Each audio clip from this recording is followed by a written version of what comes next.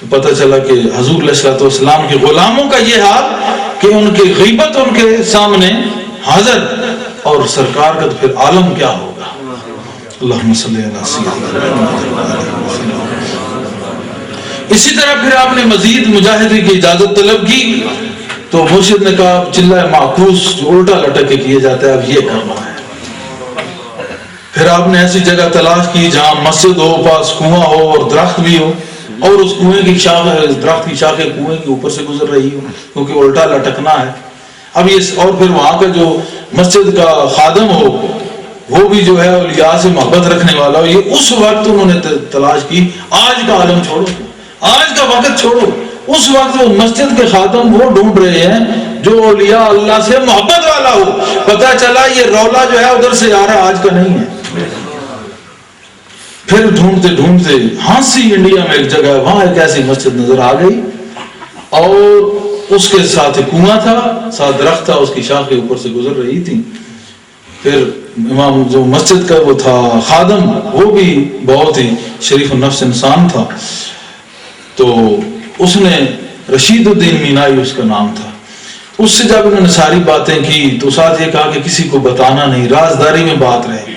آپ پھر کیا کرتے، عشاء کی نماز پڑھتے، اپنے اوراد و وظائف سے فارغ ہو کے تازہ وضو فرما کے تو ایک رسا جو ہے اپنی ٹانگ میں باندھا، دوسرا اس درخت کی شاخ کے ساتھ باندھا، اور اس میں خادم ایسے پکڑ کے نیچے آپ کو لٹکا دیتا اور آپ لٹک کے اللہ کو یاد کرتے رہتے، اور یہ پھر فجر تک یہ معاملہ رہتا آپ کا تہجد کے وقت۔ پھر وہ نکالتا، وہی آ کے پھر آپ تہجد اور اپنی نماز پڑھتے۔ تو یہ سلسلہ 40-41 روز رازداری میں ہوا، ساتھ والے گھر کو نہیں پتہ چلا کہ یہاں کیا ہو رہا ہے۔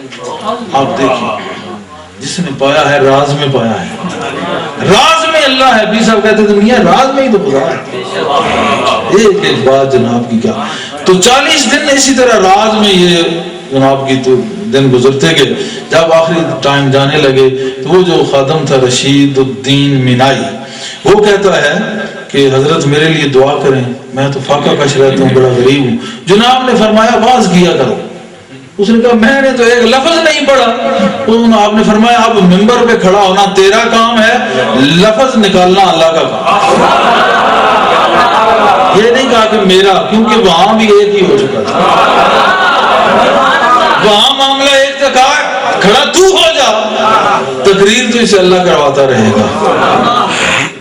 اور پھر ایسے ہی ہوا، وہ جب کھڑا ہوتا تھا تو وہ تقریر کرتا تھا کہ دیکھنے والے حیران رہ جاتے تھے، بالکل ان پڑھ۔ تو جاتے ہوئے حضرت نے اس کو دعا دی، اور پھر وہی بات ہے کہ وہ چاہتا تھا کہ میں بالکل غریب ہوں، تو بہت زیادہ اس کے پاس وہ سلسلہ ہو گیا۔ چونکہ میں نے دیکھا ہے خطابات سے بہت سارا مال ظاہری، مال و زر ظاہری، یہ تو آپ جو سب جانتے ہیں، اس سے تو یہ بخوبی وافر مقدار میں۔ تو جناب نے یہی کہا کہ تم واز کیا کر، چونکہ اس نے کہا مجھے مال و زر کی ضرورت نہیں، بات نہیں سمجھے۔ اس نے کیا کہا کہ مجھے مال و زر کی ضرورت ہے، حالانکہ جس طرح اس نے خدمت کی تھی، اگر وہ کہتا کہ مجھے آپ اللہ سے ملا دیں تو وہ ملاتے نہیں، بلکہ اس وقت وہ پاس ہی کھڑا تھا، وہ تو پاس کھڑا تھا۔ لیکن معاملہ یہی ہے نا کہ اس نے کہا مجھے تو ظاہری مال و زر چاہیے، آپ نے کہا پھر خطاب کیا، خطابوں میں لگا دیا، اور کہا میں پڑھا ہوا نہیں۔ انہوں نے کہا یہ ایسے ہوتا ہے، تم کھڑے ہو جانا، آگے اللہ پاک تیری مدد کرے گا، اور پھر زبردست خطیب ہوا وہ۔ اور پھر بعد میں وہ لکھتا ہے لکھنے والا کہ بہت مال و زر اس کے ہاتھ میں تھا، اور یہ آپ لوگ جانتے ہیں کہ یہ سلسلہ ایسے ہوتا ہے، اللہ پاک کرم کرے اپنا۔ اللہم صلی علی سیدنا محمد علیہ وسلم۔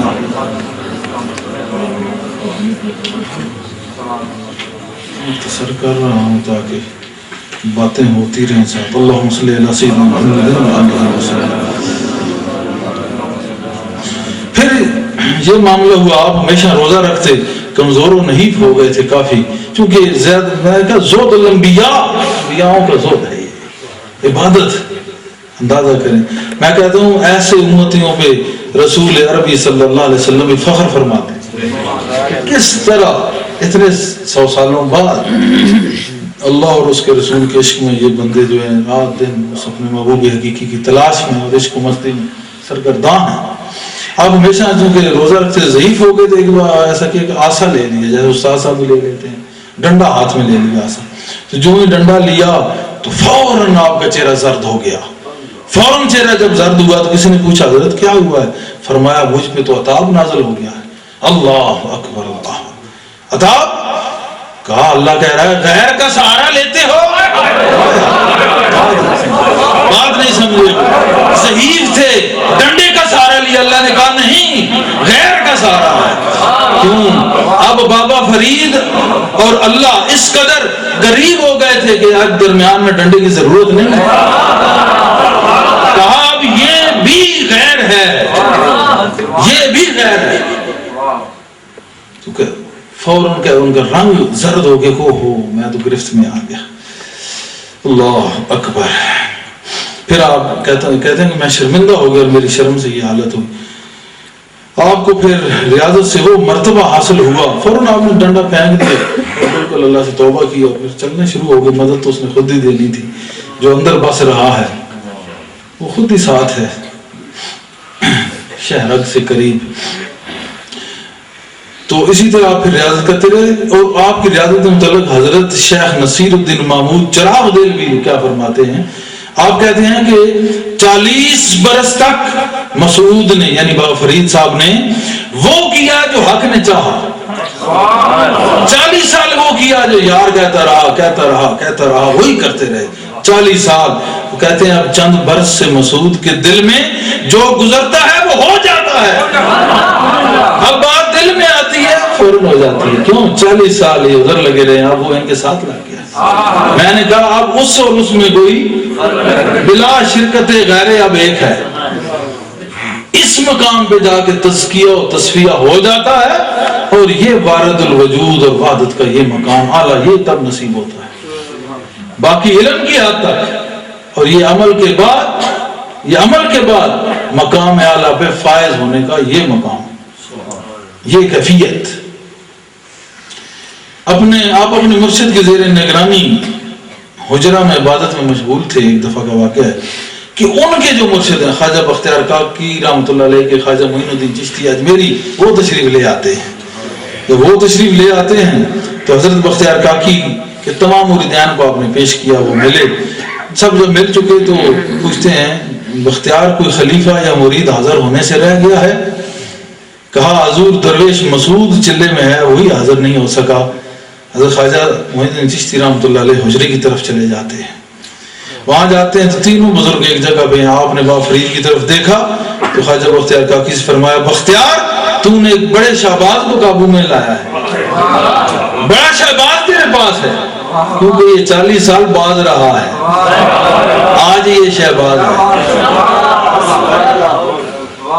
ایک ہی نظر میں خواجہ اجمیری رحمۃ اللہ علیہ اور وہ نے کہا ہے کہ میاں اصل 90 لاکھ کو کلمہ پڑھانے والے, وہ نہ اگر دیکھتے تو اور کون دیکھتے. اب بات یہ ہے کہ کسی کے پاس خود استعداد یا طاقت نہیں ہوتی تو وہ یہ سمجھ بیٹھتا ہے کہ شاید یہی جہان ہے. جیسے ایک ڈڈو ہو